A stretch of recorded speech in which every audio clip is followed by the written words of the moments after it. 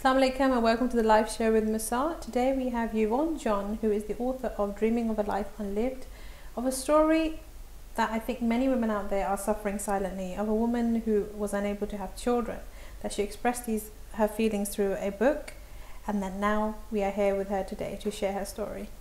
Assalamu alaikum. Hi. Hello. Welcome. Thank you for having me. No, it's a pleasure, and I think your topic is quite something that needs to be spoken about, and I think there's lots of women out there who are suffering in silence, who obviously want to be mothers and are unable to conceive. So what brought you to write this book? So in 2014 I was having fertility testing. Right.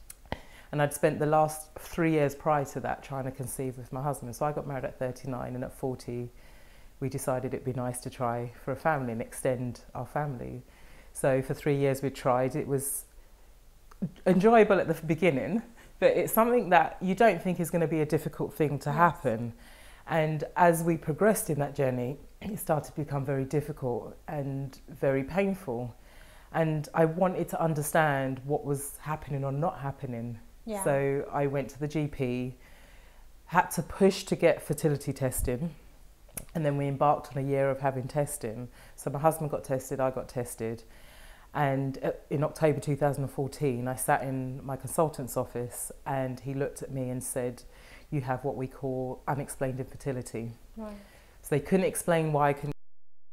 As far as they were concerned, both me and my husband were okay. It just wasn't happening. But we were encouraged to keep trying. I was told at 43 I was too old to have IVF on the NHS because the cutoff is 40. I was also told I'd have a 4% chance of conceiving if I did try IVF, but I was still encouraged to try.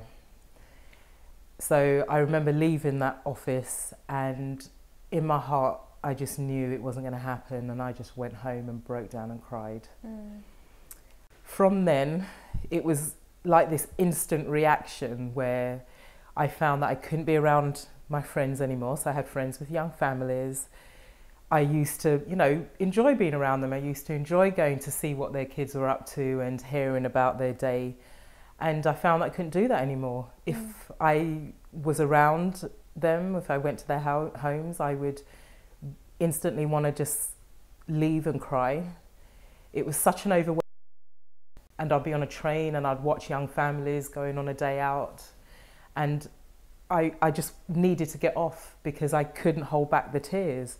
It was so strange because I didn't understand what was happening. It was very bizarre, and I felt like I was just going crazy. For me, I was lucky because early on in my journey I had a friend who knew exactly what I was going through because she'd been through it before, and she told me about an organisation called Gateway Women. So I looked them up. I connected with Jodie Day, who's the founder of Gateway Women. I went along to my first workshop, which was a day workshop called Living Without Children. And from then, I just knew I had to understand more about this grief and understand more about what it meant for me, what my life was going to be like from now on.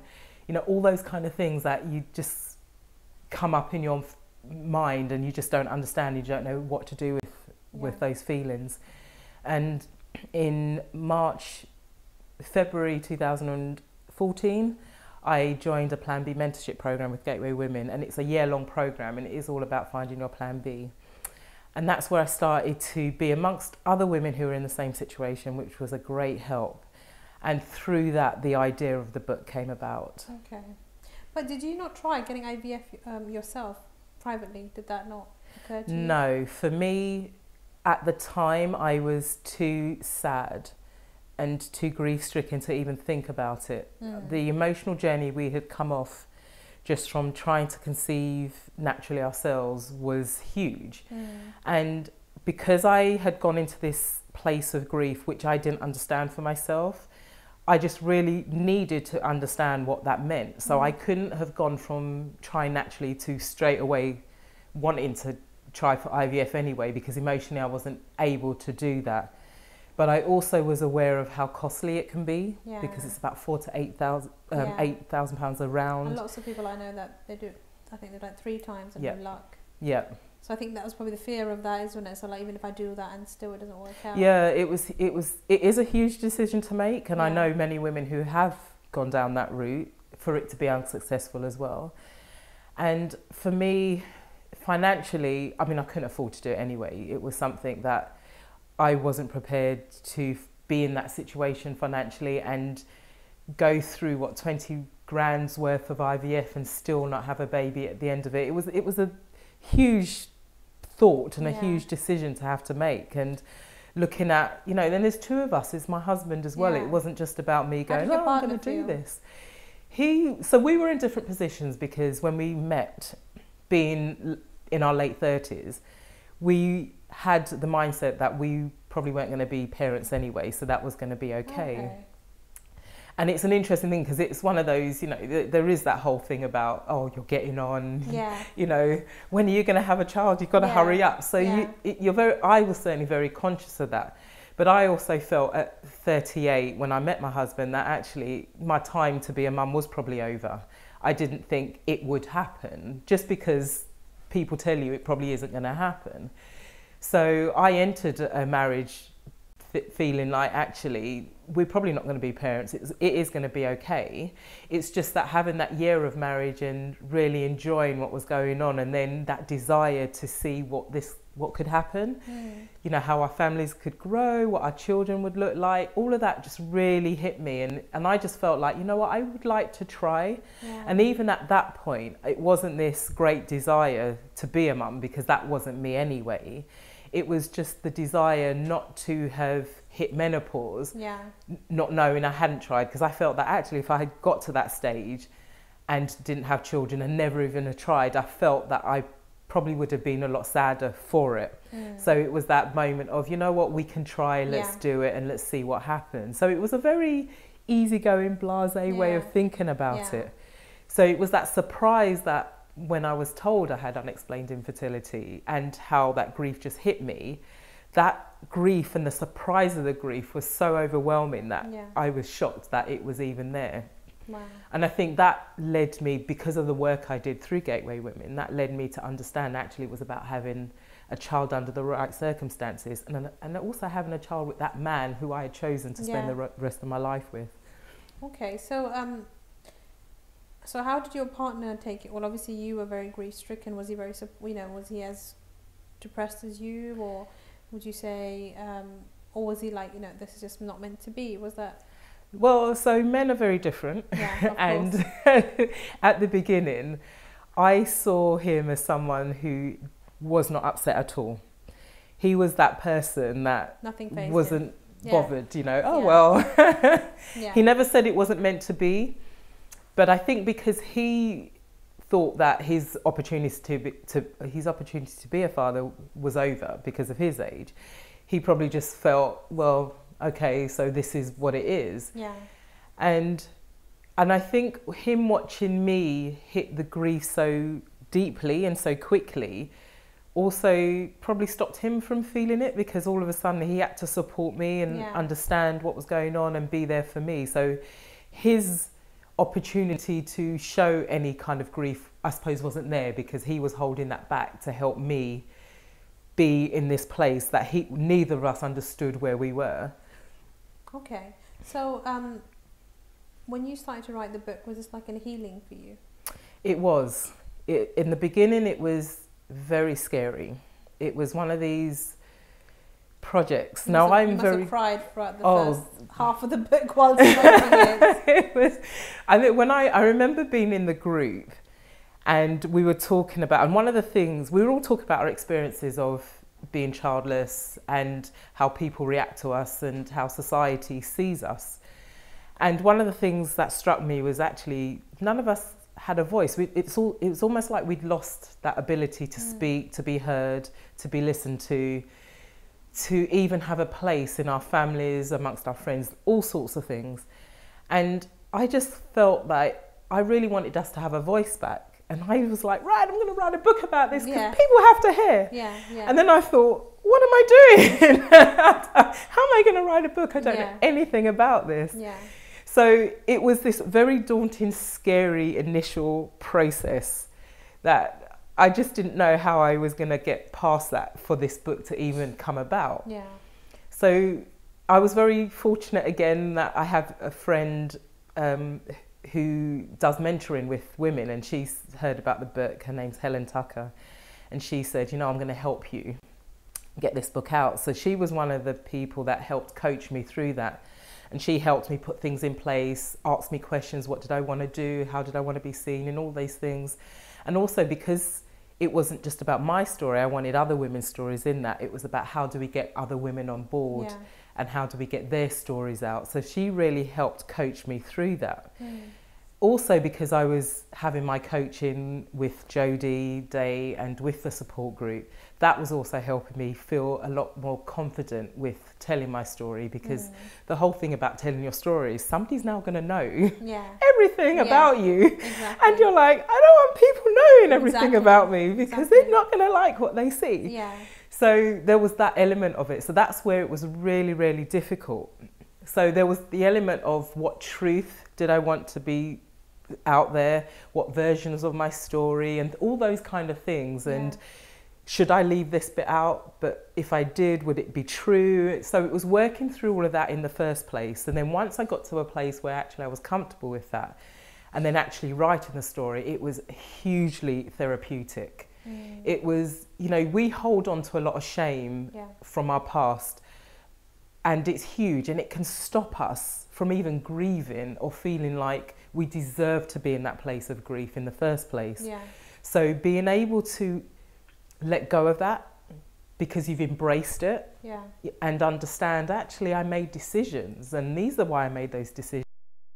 I did what I did, and this is me forgiving myself for it.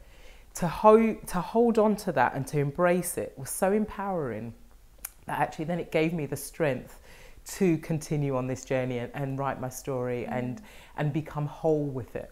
Okay, so would you feel that this is something that you are destined with now? You know, I feel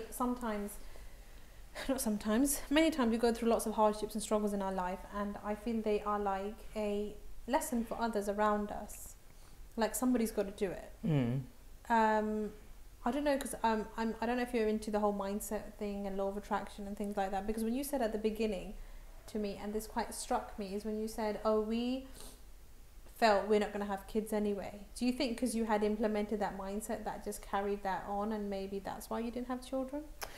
No, I don't believe that. Okay. I do believe in the laws of attraction, and I do believe in mindset, so I completely understand where you're coming from, and it's something that I've heard a lot recently as well. You know, positive thinking, you should have faith, don't give up hope.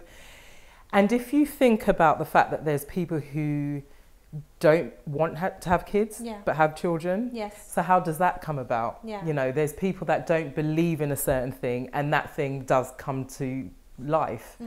So it's really difficult to be in a position where this isn't happening, to hear that, well, maybe you didn't believe it enough, and that's why it didn't come true. No, like, you know, like when you just think at the beginning, because because like those people who said you know, they don't want to have it, I think they say when they're mostly focused on not having it, it's whatever you're focused on, so they're going to get what they are putting their energy into. That's how it all works. So it doesn't matter if you're negative about it or whatever emotions you're putting at that moment in time. But you know, sometimes I think maybe, you know, obviously destiny has its role, and you know, we all have our role in as human beings. So, you know, maybe, you know, you were chosen to be someone who actually help other women. Do you feel that's why this has happened? Because now you feel, you know, I feel that you're very whole now and content with the whole idea that, okay, I'm not able to have children, and that's fine. So having to say that is a big thing, because lots of women won't appreciate that, or say that, because obviously, like you said, the society is always asking you questions. You're married now, why don't you have any kids? Or even if you have one kid, okay, where's your second kid? You know, we have that a lot in the Asian community. Okay, you've got 2 boys, why not try again? You might have a girl. And it's like, it's just that constant pressure on women all the time. It's like, yeah, but I might just be happy with my 2 boys. I might just be happy with my 1 child. You know, because I'm in that situation myself. I've got an 8-year-old, and I've got families always saying to me, oh, well, when are you guys, you know, you're not going to have more kids and stuff like that. Well, I'm a believer of God, and I say, when it's written, it will happen. But even if it doesn't happen, I'm fine, because at least I have a child. There's people who don't have any children. So what would your feelings be about that? So for me, it was about what I did with my story. So my journey led me to here, and I had to battle with the idea that I really didn't want to be a mum because of a lot of the things you just expressed. But also, you know, why didn't you try IVF? Why didn't you try adoption? And one of the difficulties I've had, and I know other women have had in this situation, is that because there are things you can do to have a baby, because you can adopt, you can have IVF, and people believe that actually they are the answers and they are solutions, because you can have a baby through IVF and you can get adoption, but there are people who are unsuccessful with IVF and there are people who were unsuccessful with adoption. But because it can happen, people believe that you agree to make sure it will happen. Yeah. And I remember a friend of mine who is Asian, who tried for 15 years unsuccessfully through IVF to have a child, said, you know, there comes to a point when you have because that hope of that one thing can be so consuming that it can be destructive. Yes, it is. So for me, it wasn't about giving up. It was about changing. I did give up on I suppose, let go of the hope of being a natural mum, but there are many ways to be a mum. So knowing that it wasn't going to happen naturally was something that I needed to reconcile and grieve and honour for myself. But what I did with that was the important thing, because I could have stayed in that grief and it could have destroyed me. But what I did was chose to do something about it, so heal from the pain, but then also do something positive with it, because I was very aware that there's a lot of women out there who were in my situation, or are in the situation I was in 2 years ago, that don't know of any way out. So in their minds, it's really difficult, it's really tough, this tunnel is so dark, there is no light at the end of it, I might as well be dead. And I really wanted those women to hear that actually there is hope, there's a different kind of hope. And it is about the hope of actually being a fulfilling person, being in a fulfilling relationship, knowing that actually there is a tomorrow, that I do matter, I am important, I'm still a woman. Just because I didn't have a child, it didn't take that away from me. And those are the things that women need to hear. And those women, even though some of those women might go on and have IVF or go on and adopt because they choose to, some of them might not choose to, but it's all okay, because there is something, there's still a hope that actually we're going to have great lives. Yeah, that's a wonderful thought. Okay, we're going to go for a short break now, and then we'll be right back.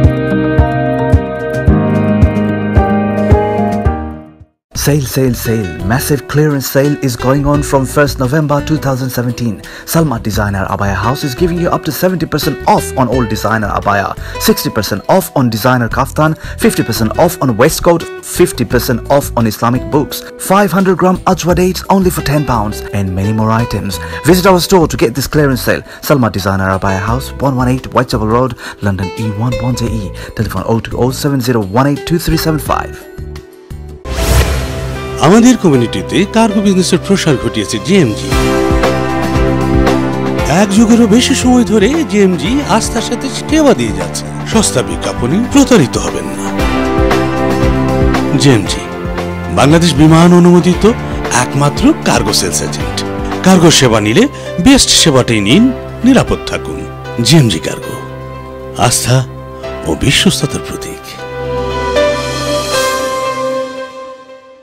Oasis Banqueting Hall, Barking, is East London's first choice for any occasion, offering a range of services and facilities to suit your needs. Whether it's a wedding, birthday, anniversary or religious service, 180 to 1000 guests, you can trust us to make your event truly special. Oasis Banqueting Hall, Barking, the perfect choice for your occasion. For bookings, call 0208 594 2222. PCO claims minicab driver or বিপদর বন্ধু গাড়ি accident করিয়া jobless হওয়ার দিন শেষ just one phone কলে PCO claims আপনারে দিতে পারে 24 hours recovery immediate replacement car storage and repair service 020 7791 7799.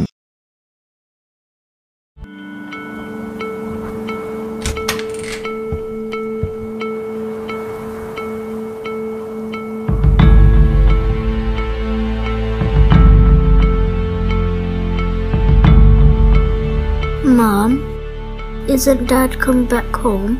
When a marriage breaks down, children suffer the most. If you are in this situation, we are here to help. For child and family matters, Kingdom Solicitors. Sale sale sale Salma designer আবায়া হাউসে clearance sale 1 November 2017 থেকে Salma designer abaya house দিচ্ছে সকল আবায়ার উপর সর্বোচ্চ 70% মূল্য ছাড়, কাফতানের উপর সর্বোচ্চ 60%, ওয়েস্টকোটের উপর সর্বোচ্চ 50%, 500 গ্রাম আজওয়া খেজুর মাত্র 10 পাউন্ড এবং ইসলামিক বইয়ের উপর রয়েছে সর্বোচ্চ 50% মূল্য ছাড়। আজই আসুন এবং আমাদের ক্লিয়ারেন্স সেল অফার গ্রহণ করুন। Salma designer abaya house 118 Whitechapel road, London E11JE, telephone 02070182375।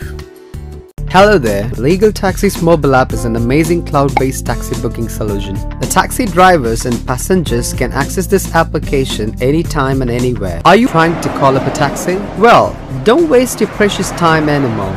And now, you can book your taxi at ease. Do you want to know how? It's so simple. Download the Legal Taxis app from the App Store. Enter the location manually or drag the balloon where you want the pickup and drop to happen. Legal Taxis application shows the taxis nearby.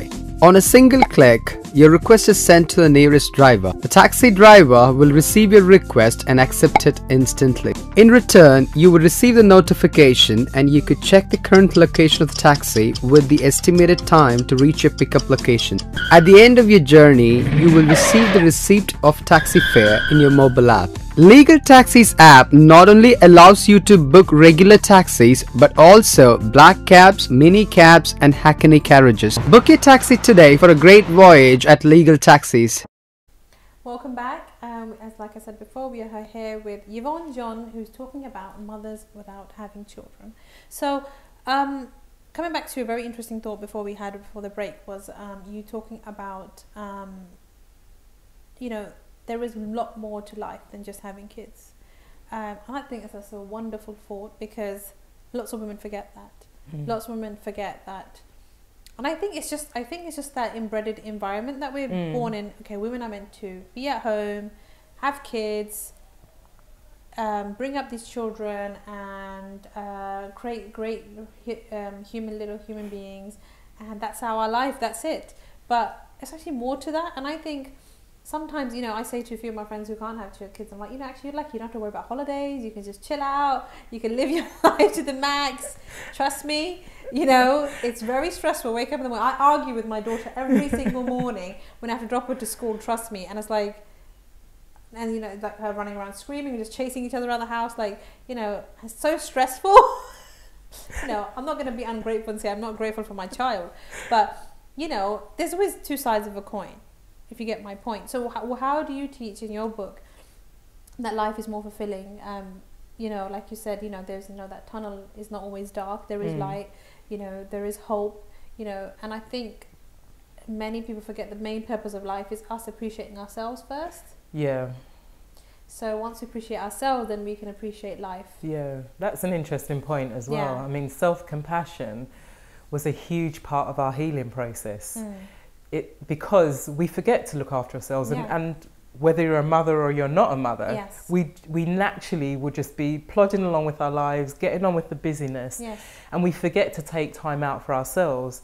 And especially when you're in the grief process, because it consumes you, you forget to be happy. And that self-compassion part of it is about that, it's okay to feel this sad. It's just a moment, everyone feels sad, it will pass. So what am I going to do that's nice to give me some joy back again? So that was a huge part of all of our journeys in my support group for dealing with our grief.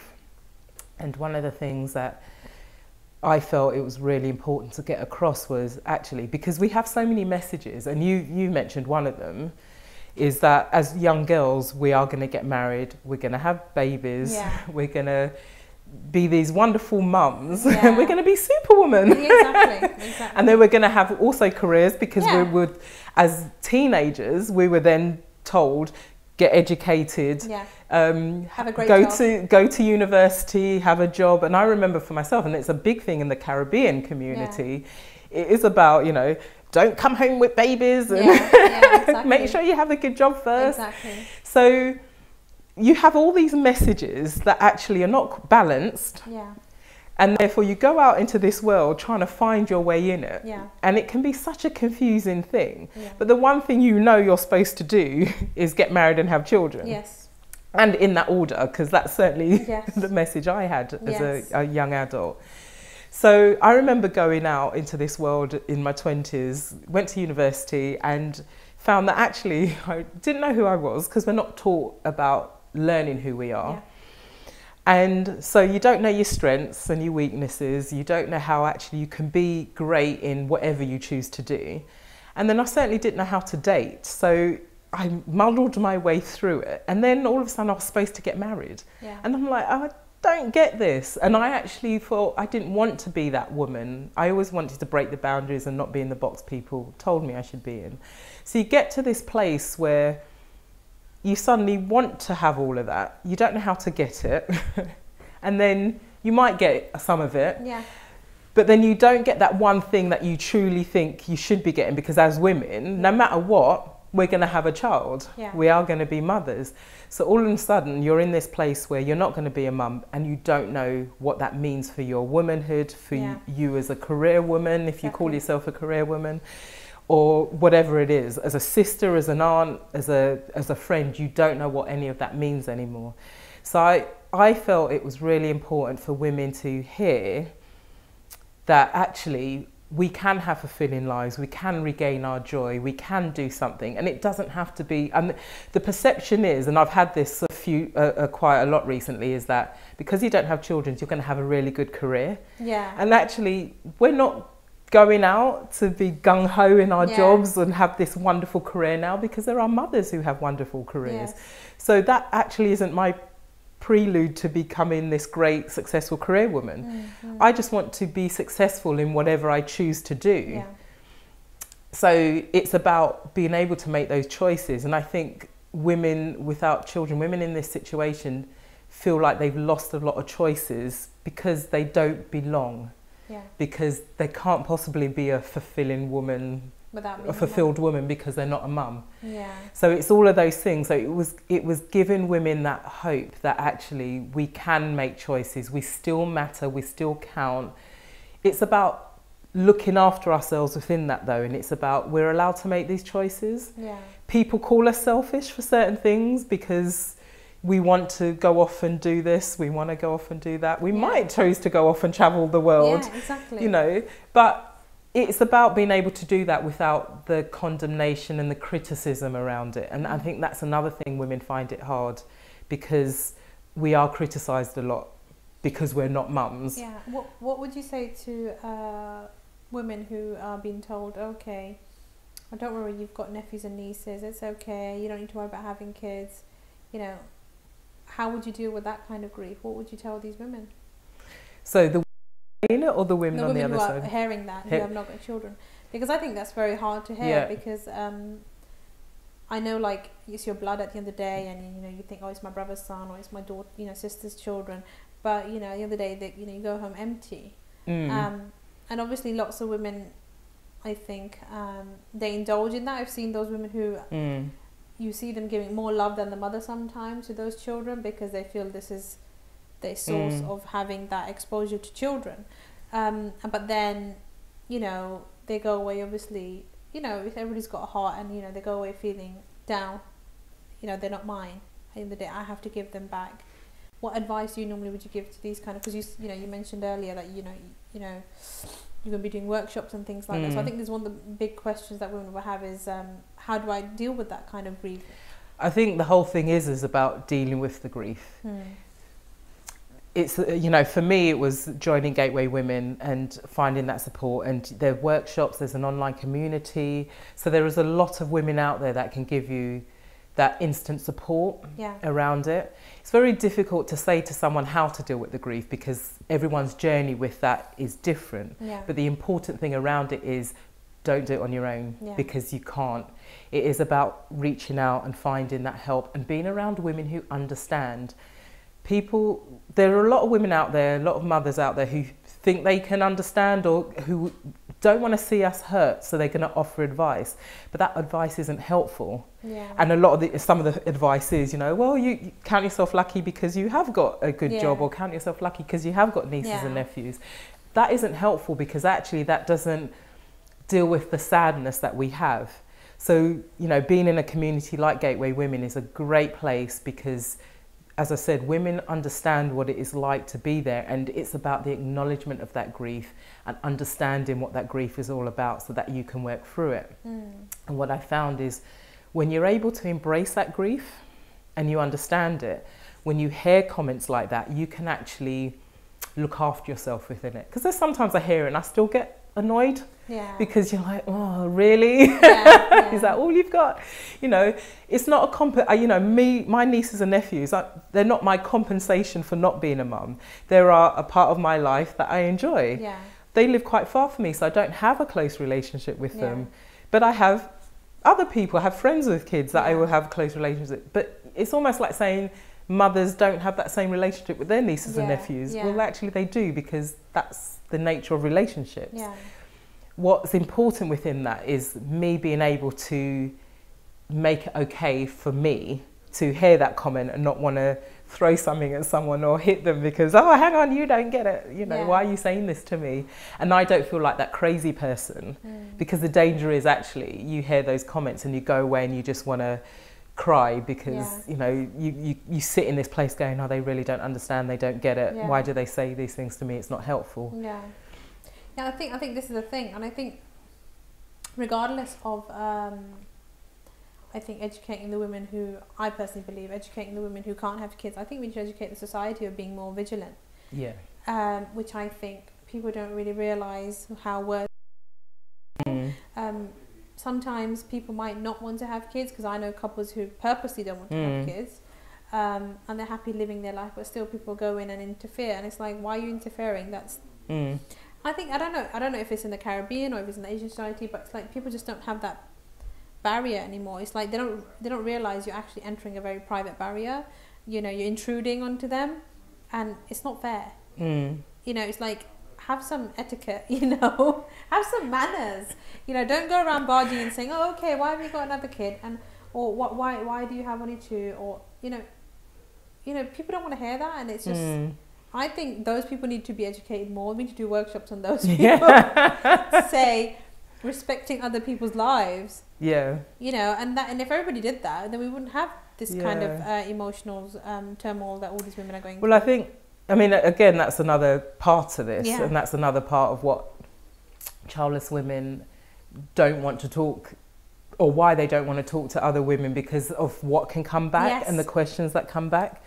And if you're in this place where actually you don't understand it for yourself, you're so upset and so hurt and angry with it all, how do you then explain to someone who's asking you these really insensitive questions why you don't have children, which can be extremely... This is one of the reasons, again, another reason why I wrote the book and why I wanted us to have the voice back, because I wanted women or people on the other side of this to hear how difficult it is to be in my shoes and in our shoes, so that they can understand how insensitive those questions can be.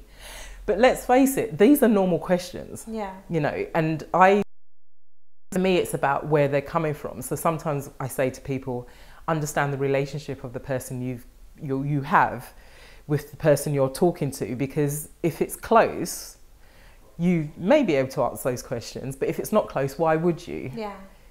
And also within that, acknowledge it, because what people don't do is they don't acknowledge the difficulty. It becomes this, you know, why don't you have it? Really? Have you tried this? I mean, here's the miracle baby stories, because you possibly haven't heard them, and that's why you're not even trying any harder. When actually, it would be nice. wow, that sounds really tough. I'm sorry you're going through that. Yeah. You know, I can understand that's a very personal journey and you may not want to talk about it anymore. Yeah. But, you know, it does sound tough. I'm sorry. Yeah. And you don't hear that a lot. You don't hear that enough, actually. Yeah. Well, you could just even say, you know, some people just might have that decision. So it's like, why didn't you ask? Just talk about something else. There's lots of things that you can talk about. But, you know, obviously being understanding. But, you know, I don't know. I think if you turn around and say, "Oh, I know it's tough," you might be opening another can of worms of them being upset again, and reminding them that it's tough again. So, it is. Yeah. I mean, the interesting thing around that is one of the things that a lot of the women in my group have said is actually they would have liked to have heard that's tough because it's the acknowledgement that we're in this situation. What tends to happen is that it gets disregarded. Yeah. So the questions, the miracle baby stories, the judgment, the criticism disregards the fact that we are grieving. What's difficult for us is with our grief. So if I'm right at the beginning of it, I might not be able to do anything more than go off and cry because I just don't know how to manage it. But if I'm in a different place, you know, like where I am now, I can actually go, yeah, it is. Yeah. And if I want to talk about it more, I will. And if Yeah. I don't, I just leave it at that. But Exactly. it's because I can manage it.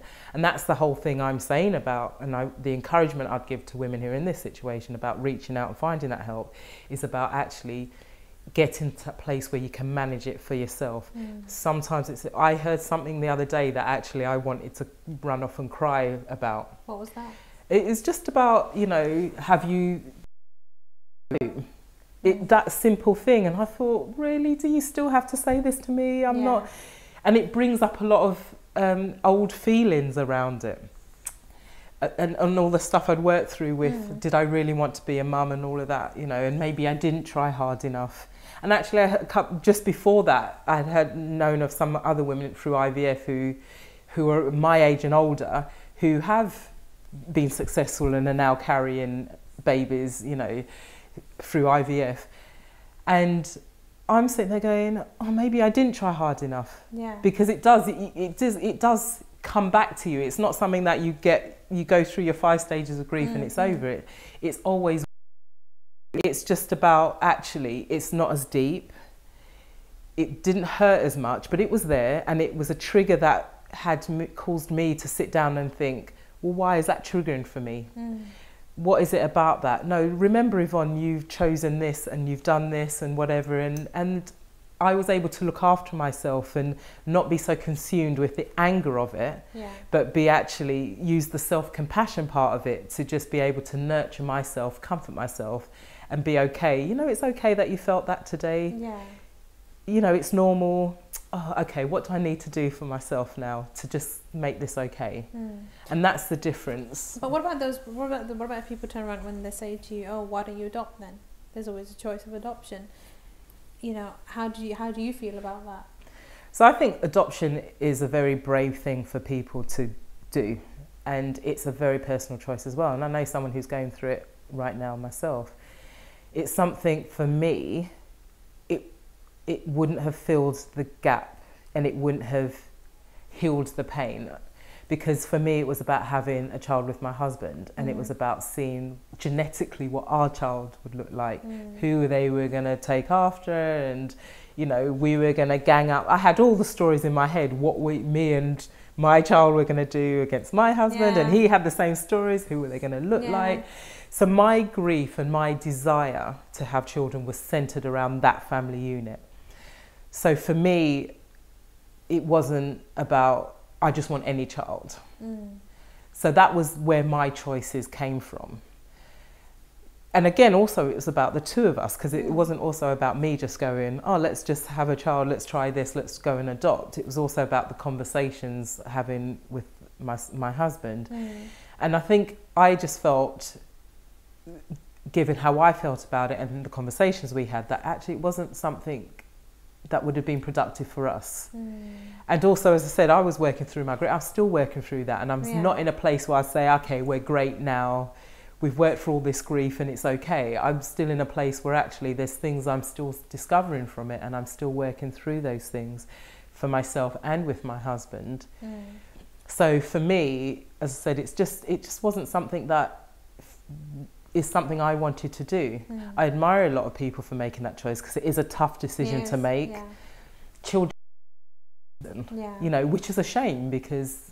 what doesn't that upset you even more? Like this, it could put you in a double-minded situation as well. Like there's lots of mothers out who have kids and they're giving them away. Yeah, they don't want them anymore. And you probably think, you put to in this question to the universe or to God, okay, you've given children to people who don't want children. I really want children, and you know, I would nurture that child. Why do I not have that? It puts you in that. It must have put you in that.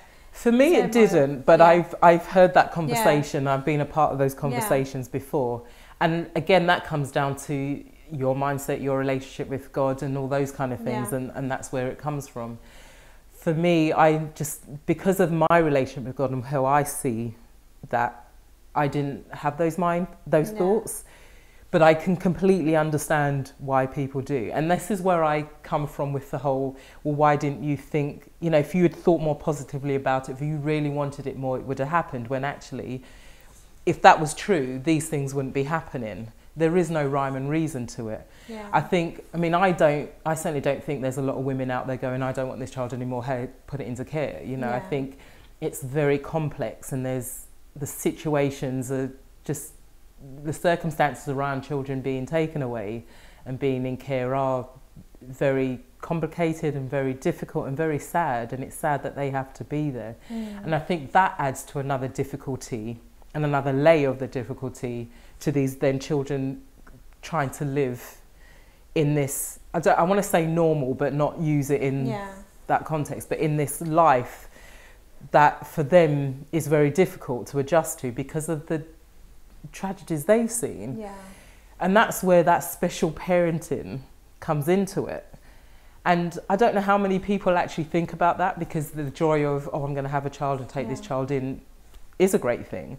But for me, that's my mindset and how I think. It's like, oh my God, this is going to be a really difficult thing because they're going to be bringing all this complexity. Am I prepared for that? Can I really do it?